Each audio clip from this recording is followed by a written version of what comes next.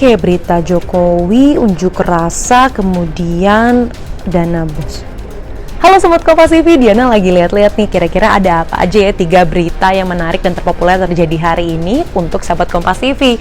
Diana hari ini tidak hanya akan menyampaikan soal informasi ataupun berita yang akan memutakhirkan informasi Sobat Kompas TV, tapi juga akan mengingatkan soal giveaway. Siapa yang masih ingat soal pertanyaannya? Nanti di penghujung acara Diana akan mengingatkan kembali, tapi sebelum itu subscribe dulu channel Kompas TV. Sahabat Kompas TV, siapa di antara Anda yang sudah menyusun ataupun mengatur jadwal untuk bertemu dengan kerabat ataupun sahabat terdekat Anda? Gak cuma sahabat Kompas TV, tapi Presiden kita, Joko Widodo, juga mengajak sejumlah purnawirawan TNI untuk bertemu membahas topik yang esensial. Salah 2 di antaranya adalah yang pertama soal dampak ekonomi sosial di tengah pandemi, dan yang kedua soal RUU haluan ideologi Pancasila. Kira-kira seperti apa ya bahasannya? Ini dia liputannya untuk Anda. Sejumlah purnawirawan yang bertemu Presiden antara lain Wakil Presiden ke-6 Jenderal Purnawirawan Tri Sutisno, mantan Danjen Kopassus Jenderal Purnawirawan Agung Gumelar, dan mantan Kasal Laksamana Purnawirawan Ade Supandi. Dalam pertemuan ini, Presiden jelaskan dampak pandemi terhadap ekonomi dan sosial. Selain itu, Presiden juga tegaskan pemerintah tak akan mengirimkan surat Presiden terkait RUU haluan ideologi Pancasila. Presiden Jokowi menuturkan bahwa belum diketahui isi RUU dan akan dengarkan suara rakyat sebelum mengambil sikap. Sahabat Kompas TV, ini dia nih yang jadi alasan kenapa bisa ada kericuhan di Konawe, Sulawesi Tenggara.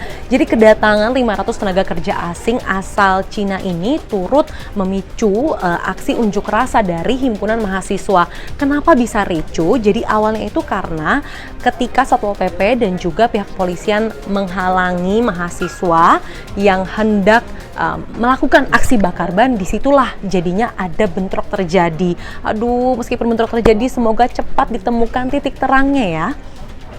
Kericuhan terjadi pada aksi unjuk rasa himpunan mahasiswa untuk menolak kedatangan tenaga kerja asing asal Cina di depan kantor Bupati Konawe. Kericuhan diawali saat aparat kepolisian dan Satpol PP halangi mahasiswa yang hendak lakukan aksi bakar ban.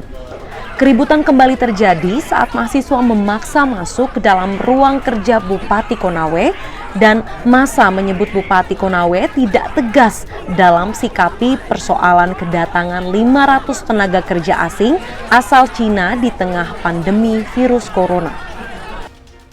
Sahabat Kompas TV, di tengah pandemi COVID-19 seperti ini tentunya berdampak di bidang ekonomi dan juga pendidikan nih. Pasti banyak orang tua yang di rumah udah mulai pusing. Aduh, bagaimana ya sekiranya aku membayar uang sekolah anak-anakku? Tapi tenang sahabat Kompas TV, karena Menteri Pendidikan dan Kebudayaan kita, Nadiem Makarim, itu memberikan keringanan biaya pendidikan tahun ajaran 2020-2021. Bagi kalian yang mahasiswa ada keringanan UKT. Kemudian kalau yang masih sekolah ada juga loh dana BOS, entah itu yang bersekolah di swasta ataupun yang di negeri. Kementerian Pendidikan dan Kebudayaan luncurkan kebijakan dana bantuan melalui Permendikbud 25 tahun 2020 dengan berikan keringanan UKT bagi mahasiswa PTN yang menghadapi kendala finansial selama pandemi COVID-19. Kemendikbud juga luncurkan kebijakan bantuan operasional sekolah dengan berikan dana BOS afirmasi dan kinerja sebesar 3,2 triliun rupiah kepada 6.115 sekolah. Dana ini difokuskan untuk sekolah daerah yang membutuhkan dan terdampak COVID-19.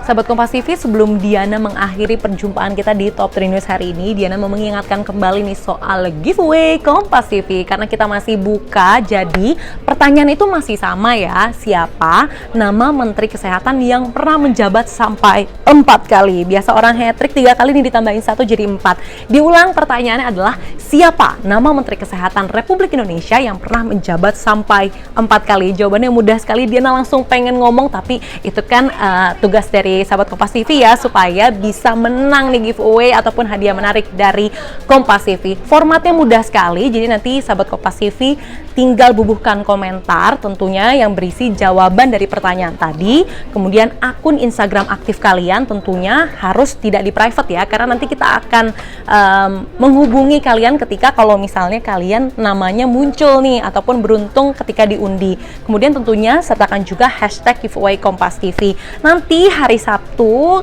tim Kompas TV akan mengadakan live di YouTube untuk bisa mengundi secara langsung siapa yang beruntung yang mendapatkan hadiah menarik dari tim Kompas TV tentunya ya. Jadi jangan lupa ikutan, subscribe terus channel Kompas TV, ikuti terus beritanya supaya update berita yang paling populer, yang paling menarik dan tentunya independen dan terpercaya ya. Diana Valencia mau pamit undur diri karena ini sudah malam, jadi Diana harus istirahat karena besok kerja lagi. Tahan malah jadi curhat, maaf ya sahabat Kompas TV. Sehat-sehat terus, sampai jumpa sahabat Kompas TV.